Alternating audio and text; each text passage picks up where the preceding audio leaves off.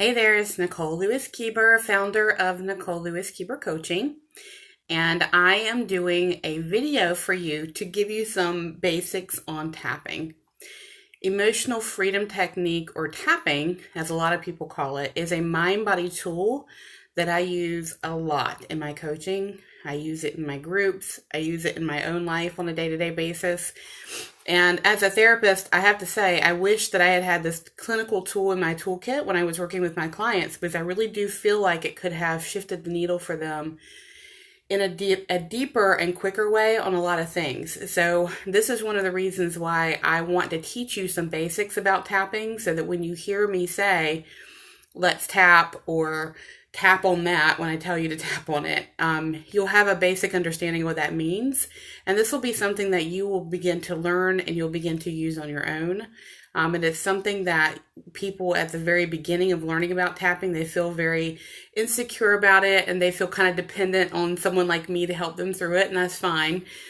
Because there is something very deep and transformational in having someone go through a tapping round with you, but I don't want you to think that you can only use this with me. You can actually use this on your own as well, and you will get more and more practiced, and it'll be much easier for you. So there's a few basics that I want to go through. So if you don't know what tapping is what people call needleless acupuncture. And it is a very effective mind-body tool that helps bring stress hormone down. At the very basic of its clinical benefit, it brings stress hormone down. So that's kind of cool, right? The VA routinely uses it for vets who have PTSD, and it is becoming more and more well known in helping people deal with trauma, anxiety. They're using it in the school systems. They use it at Sandy Hook. It's just an amazing tool. So I encourage you to Google it and learn more about it, just from a global standpoint of what an effective tool it is, so you can learn more. But I'm going to teach you some basics today. So tapping can be so helpful, not only just to bring stress hormone down, but also to kind of bring up information. We're very neck up as human beings in general, and I don't know about you, but as a therapist and a thinker and processor, I'm very neck up, and so we need something to bring us down into our bodies, and tapping is a really helpful tool for that. And when we can get down into our bodies, I always say our body holds our story. Then we're able to access information about what might be going on with us around any blocks or barriers that we maybe didn't realize were there. And once we can reveal that information, we can release it, because tapping is really great at helping you move energy up and out and really change the charge around an idea, feeling, or thought. Okay? So I'm taking a deep breath because I get really excited when I talk about this and I don't want to rush through it. Okay. So EFT tapping literally is tapping. It looks like this, and we will go through the points. This is your inner eye point. I'm taking my glasses off so you can see. This is inner eye. This is outer eye. This is under your eye, under your nose, your chin point, your collarbone point. It's like that point right here between the collarbone and that fleshy part. Under the arm, which is like right here at that brow line for women. I don't use this one a lot because it's kind of hard for me to reach over because I'm big busted, but you can use it if you want to. Top of the head. Now you might see in some other videos from other people that there are other points that people add in and that they use. And that is true. What I'm doing we call kind of fast tapping, but there are other types of tapping that people do, and it is a-okay. You cannot break tapping. Even if you don't do that underarm point like I don't, you can't break it, okay? So I just want you to go ahead and relax. There's another point called the karate chop point, which is right here. It's that fleshy part on your hand, okay? And we use that a lot for setup rounds, which I'll talk about in a minute. I use this a lot for stress management as well. So I will teach you about that in a minute as well. So what we do when we do tapping is we are thinking about some kind of emotion, stressor, idea that might be causing us to be triggered in some kind of way. And so typically what I ask people to do is I say, I would like for you to, let's say you have a fear of speaking, okay? And you're about to speak in front of some people. So let's just use that as an example. I would say to my client, I want you to rate where you're at on a scale of 1 to 10, 10 being the most petrified that you will die on stage, and 1 being, I'm not bothered by this, I got this. I will ask them to rate themselves, as far as where their anxiety is. Is it a 1 or is it a 10? Okay, so you can rate yourself and figure out where you are. And so then what we do is we do something called a setup round. And what this does is it kind of prepares your mind and body for the tapping round that's coming next. So we're setting up the scenario. And it kind of gets your body and mind into a place where it's like, oh, okay, we're doing something different. I can accept this and I'm open to it. And so a setup round is really stating whatever the problem is while you're tapping on the karate chop point. So I will show you this. And feel free to return to this video over and over. I'm going to move this a little bit so that you can get this primer, okay? So if someone is stressed out and fearful about speaking in front of people and they're at, let's say they're at an 8, we're going to set up a tapping round by doing a karate chop point. And we're going to say, even though I'm afraid to speak in public, I still deeply and completely love and accept myself. Okay, so that's one way to say it. You can say it another way. Even though I'm afraid to speak in public, I'm going to honor my feelings and love myself anyway. That's another way you can do it. A third way would be, even though I'm completely freaked out about speaking in front of people and I feel like I'm going to die, I am open to the idea that I will not die and that I will be okay. Okay, so that is what we call a setup round, and you usually do it 3 times, and you can do 3 different ways. You can say the same thing over and over again for 3 times. That is fine, whatever you need to do.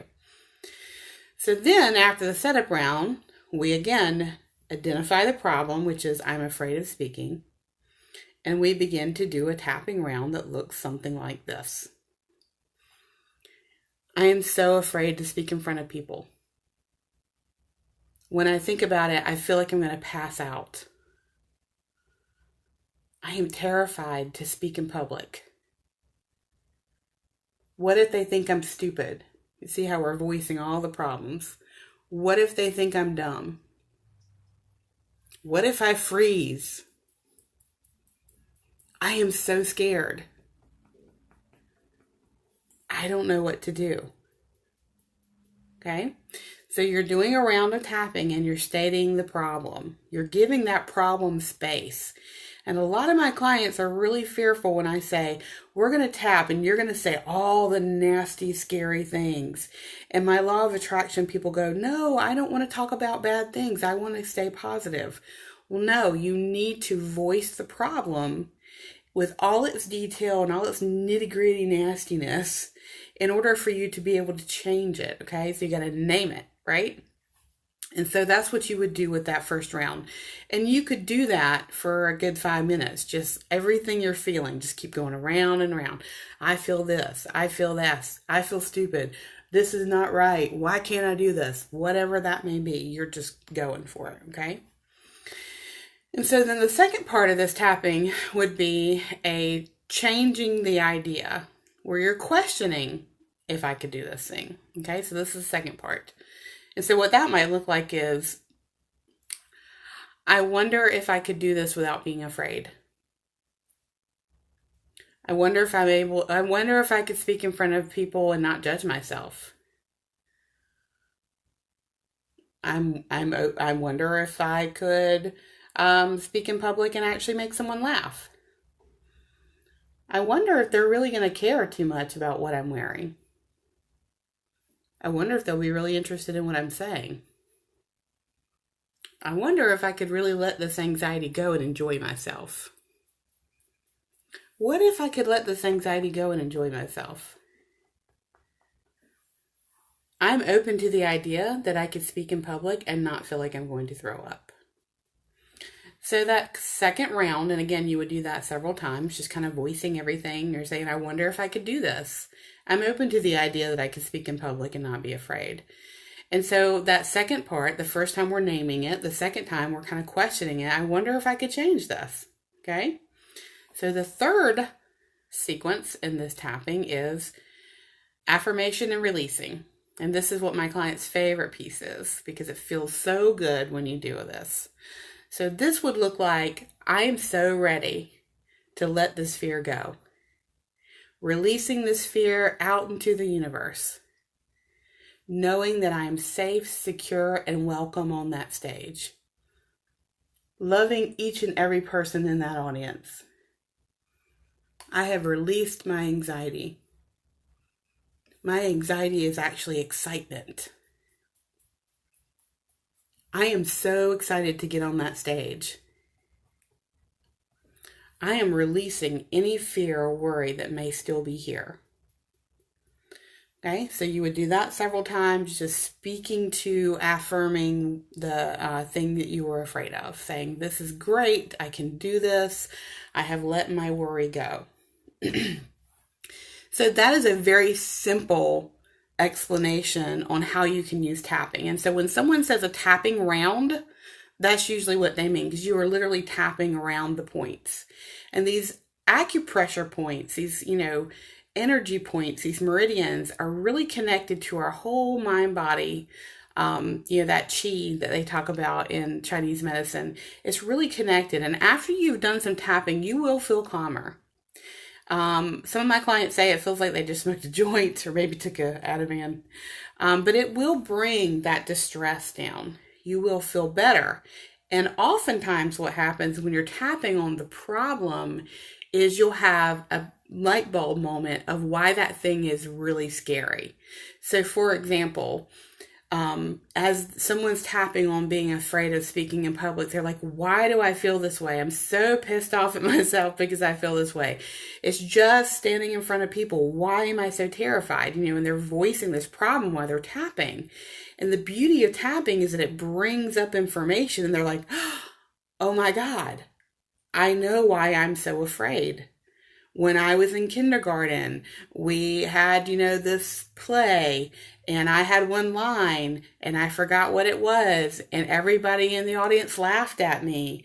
Like a client of mine who said I was, supposed to do my solo for my, for my choir, and I forgot the words and I was mortified. And so I've never been able to sing in public again.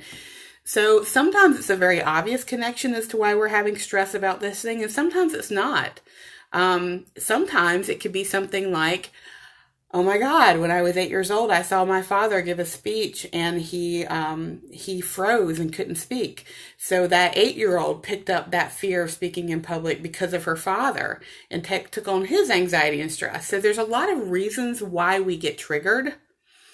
And how tapping can really help us tap into that reason that might be underneath that conscious level of why we're feeling triggered or afraid to do something, particularly like, flying or speaking in public.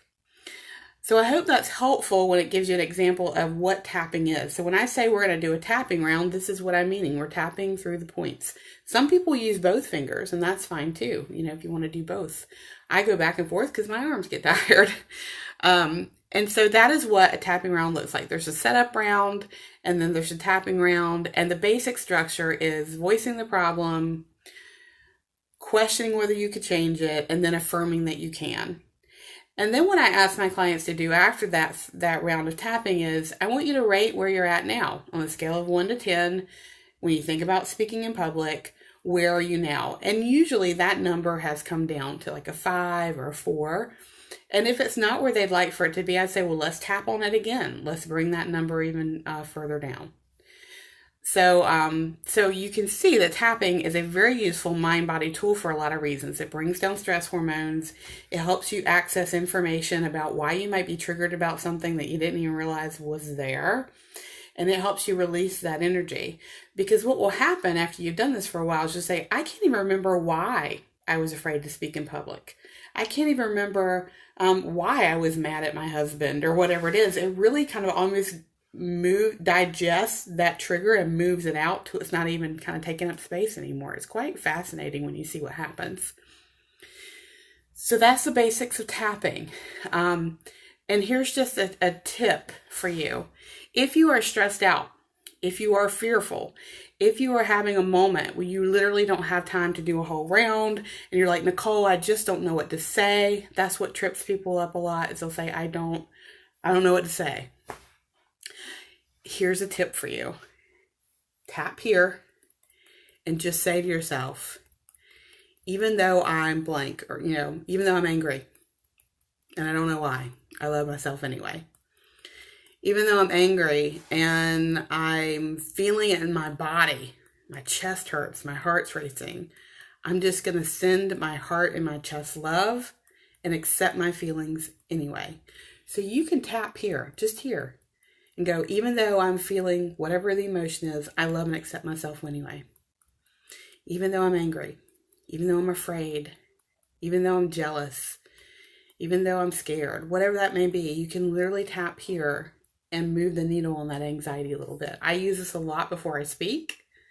I use it sometimes before I have like a big group meeting or a particularly challenging client. I'll just say, even though this client challenges me and that feels scary, I love and accept myself anyway. So we can use that one little tapping round for a lot of things. And you can easily do that on your hand, underneath the desk. People really can't see it too much. And just tap it out. Tap it out a little bit. Okay.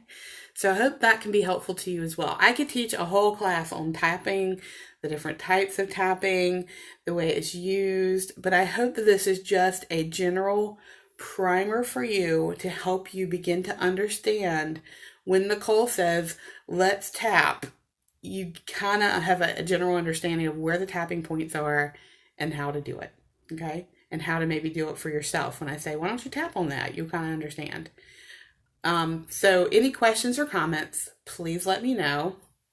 If you're interested in a group on learning how to tap and tapping, that is something I've considered doing as well. So let me know. But in the meantime, this video is for you all to help you learn how to use tapping as part of your toolkit and to have a basic understanding of what that means when I say, let's tap that out. Okay. I hope you have a fabulous day. This is Nicole Lewis-Keeber with Nicole Lewis-Keeber Coaching, giving you a primer on EFT, which is Emotional Freedom Technique, or tapping. All right, have a good day.